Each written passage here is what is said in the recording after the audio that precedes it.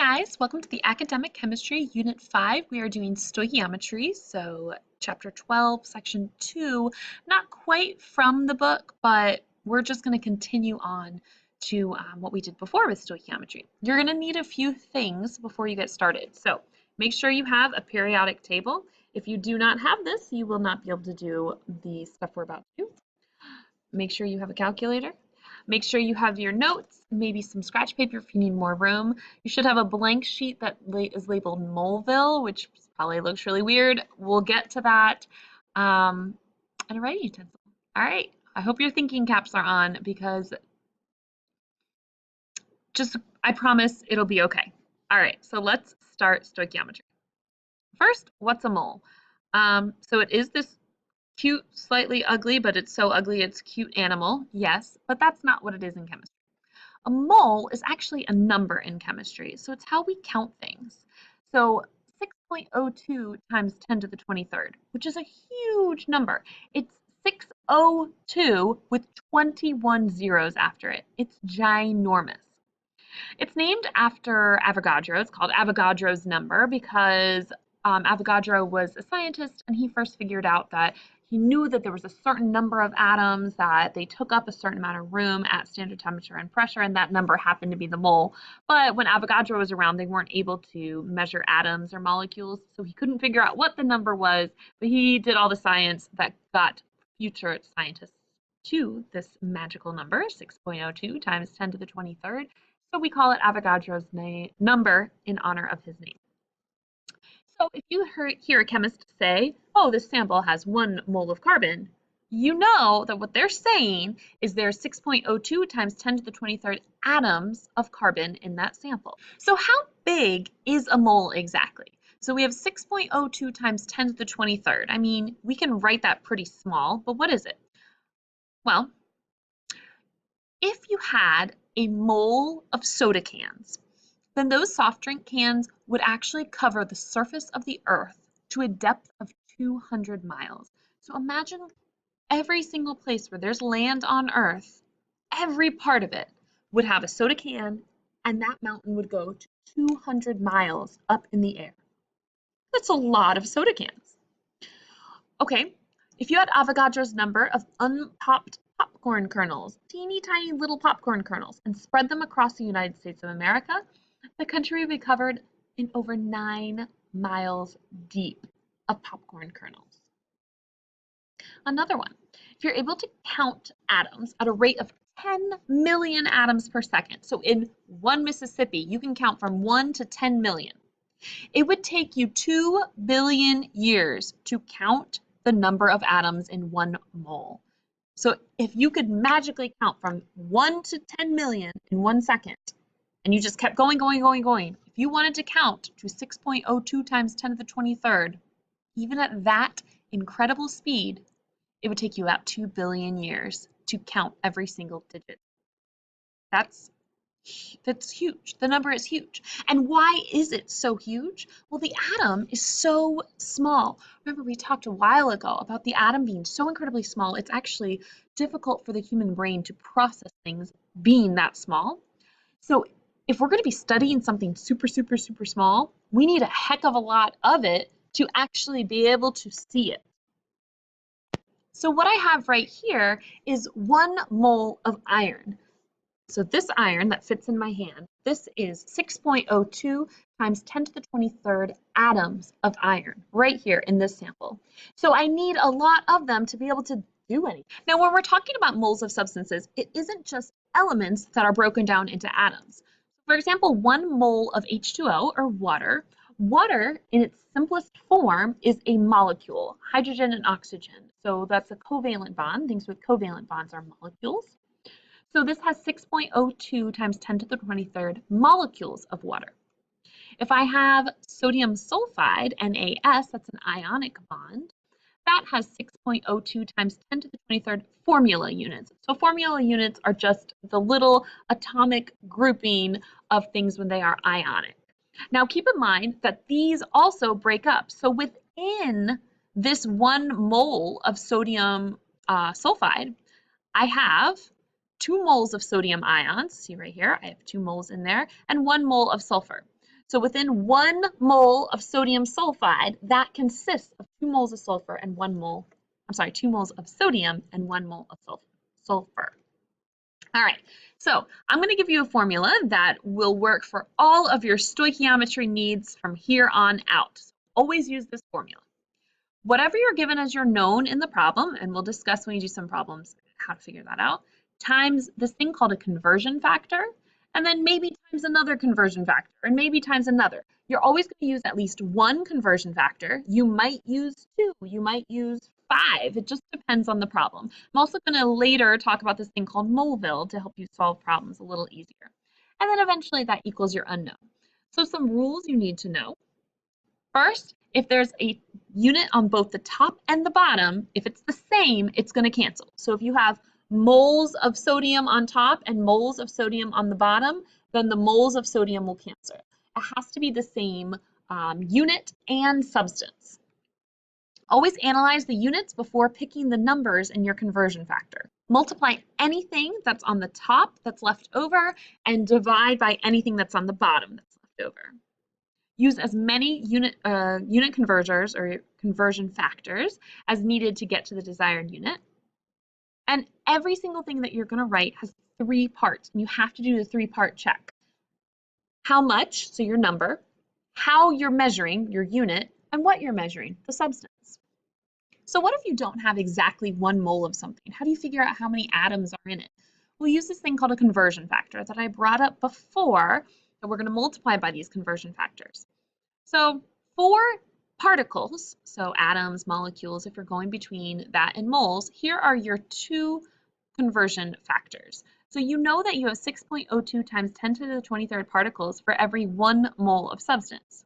So this is equal to 1, because when you have the same thing on top and bottom of a fraction, it's equal to 1. Like if you have 4 over 4, that's equal to 1, right? 10 over 10 is equal to 1.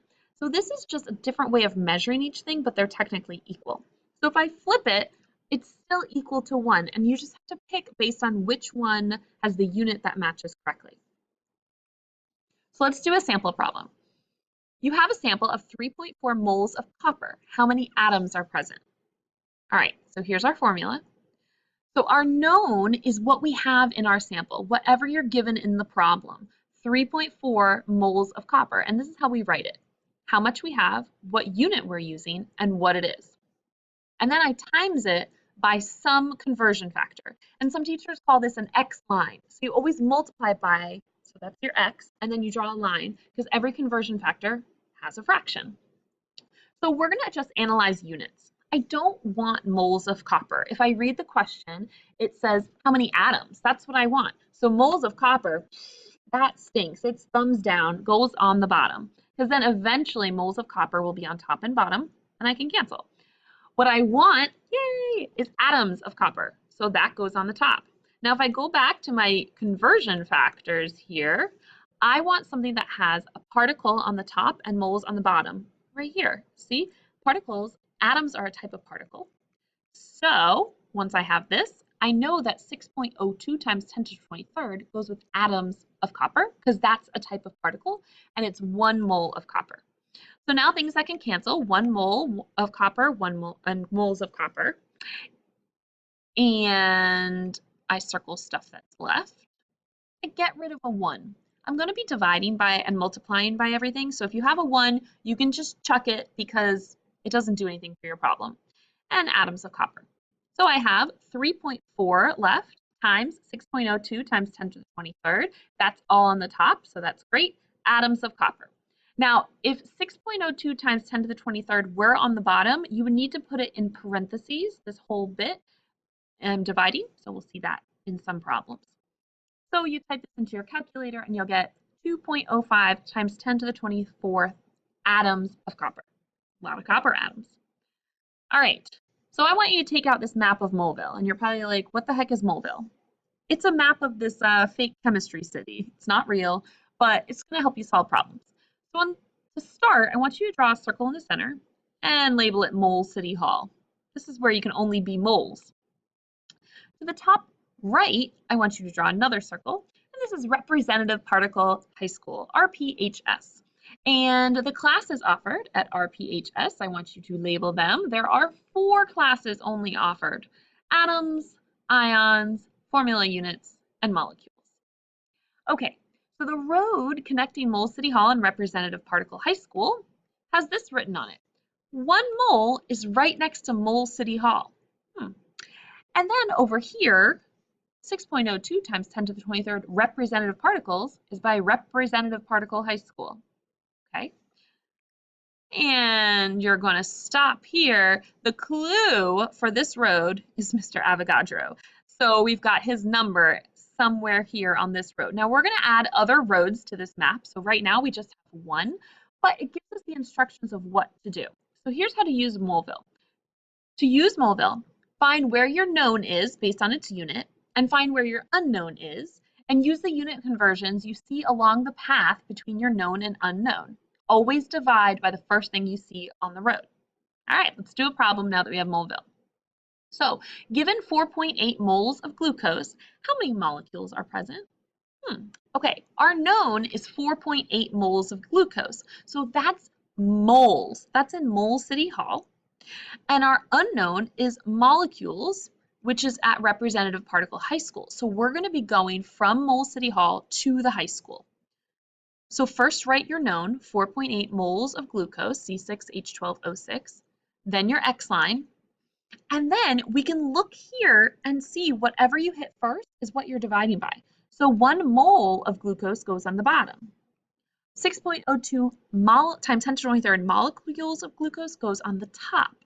Notice all of these have my 3-part rule: how much, how I'm measuring, what I'm measuring. Whenever you have a unit converter on one of these roads, you're always going to have the same substance on the top and bottom. See how both of these have glucose? Eventually, we're going to be trading substances with a balanced chemical equation. We're not there yet. But just make sure whenever you're on a road, it's always the same substance, top and bottom. And sometimes at the beginning, kids say, oh, I don't need to write glucose because I know it's all glucose. But when we get to a harder problem where we have to switch substances, you really want to be used to writing all of these in 3 parts: number, unit, what you're measuring. All right, so moles of glucose cancel because they're both on top and bottom. And then what do I have left? I have 4.8 times 6.02 times 10 to the 23rd. So that's 2.9 times 10 to the 24th molecules of glucose. Let's do another one. So a balloon is known to have 3.4 times 10 to the 22nd atoms of helium inside it. How many moles are present? Okay, my known is atoms, which is representative particle. What I want is moles. So to go there, I have to go down my Avogadro's road, right? So I'm hitting representative particles first, and then I'm going to moles. So let's write down our known. So our known is 3.4 times 10 to the 22nd atoms of helium. That's what we know about our sample. We only know how many atoms. And what we want is how many moles. So I don't want atoms, so that's going to be on the bottom. And it's also, if I'm going this way, it's the first thing that I hit on the road. And then 1 mole of helium goes on the top. Remember, it's still helium because we're on a road. Whenever you're on the road, it's the same substance. So atoms of helium cancel top and bottom. And then I should get 0.0565 moles of helium. Now keep in mind, if you're dividing by 6.02 times 10 to the 23rd, you have to use parentheses. You can also use the E button if you remember how to do that, but if you don't, just make sure that this 6.02 times 10 to the 23rd is in parentheses. So I want you to definitely do this on the calculator. Make sure you get the right answer so you can redo it with help if you need it. So what about moles and mass? I mean, I'm not going to be measuring actual atoms in any real way in the chemistry classroom. So I have to have something measurable that I can actually do, which I can use a scale. So a mole of a substance is equal to its molar mass from the periodic table. And we have actually covered molar mass already in this class. So for example, 1 mole of sulfur, if I have 6.02 times 10 to the 23rd atoms of sulfur, or 1 mole of sulfur, what's the mass? Well, it's right here. Sulfur is 32.1 grams. We've also done this already. If you have a compound, it adds up. So in 1 mole of carbon dioxide, I have 1 mole of carbon, which is 12, and I have 2 moles of oxygen, which are 16.0 each. I add them up 44.0 grams of carbon. So now that I have 1 mole of a substance equal to a mass, and I know that they're equal, that makes a unit converter. So go back to your map of Moleville, and we're going to add a new place. So in the top left corner now, draw yourself a circle, and this is mass mansions, where everything is going to be in grams. For every 1 mole, so make sure mole is by mole city hall, we have the molar mass. Okay, so that's our conversion right here on the road. Our stop sign says BFF. Make sure you have your Chem BIF or your periodic table because that's where you're going to get this from. And mass mansions is only measured in grams. So if you have a problem that starts in grams, this is where you're starting. Or if you have a problem that ends in grams, this is where you want to be. Sample question. What's the mass of a 6.3 mole sample of potassium oxide? Okay, so I know that I have 6.3 moles, so that's where I'm starting. You always start with your known. I want mass, which is in grams, so I'm going to be going from mole city hall up to mass mansions. Now to do this problem, I'm going to need to know the formula for potassium oxide because that's how I'm going to figure out its molar mass. So you're going to find potassium oxide on your periodic table. So if you have those peach periodic tables, since this doesn't have any prefixes, I know I'm balancing charges. So potassium is +1, oxygen is 2-, which means I need 2 potassiums to balance out my oxygen charge. So K2O is the formula for potassium oxide. If you need a review on that, that is all in chapter 7. We did ionics in chapter 7. So that's going to be 2 times 39.1 plus 16 for its molar mass, and that's 94.2 grams. Whenever you're going to mass mansions at any point, I always just figure out my masses at the very beginning, my molar mass, so I don't have to do it later. All right, so now we can do our stoichiometry. So start with your known, 6.3 moles of potassium oxide, or K2O, X line for a conversion factor, and then, so we're going from moles to molar mansions. So the first thing you hit is 1 mole on the bottom. The second thing, whatever you read on the road second, is what goes on top. So the molar mass of K2O goes on top, 94.2 grams. And cancel what can cancel. And we would have 6.3 times 94.2. So that's going to give us 593 grams of K2O, potassium oxide. We've got a new one. So how many moles are in a 4.8 gram sample of phosphorus tribromide? So we need to figure out our formula and we need to figure out where we're going.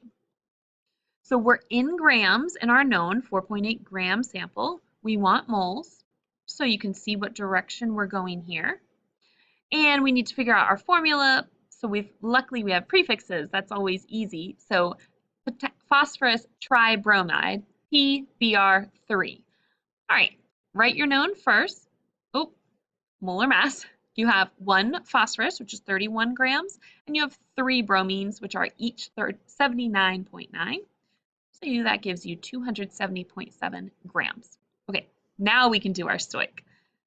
So write your known, 4.8 gram sample of phosphorus tribromide, and we're going to X line, and what goes on the bottom is when we're traveling on our Moleville map, whatever you hit first. So 270.7 grams of phosphorus tribromide for every 1 mole of phosphorus tribromide. Cancel what cancels. It would be 4.8 divided by 270.7, and that gives you 0.018 moles of phosphorus tribromide.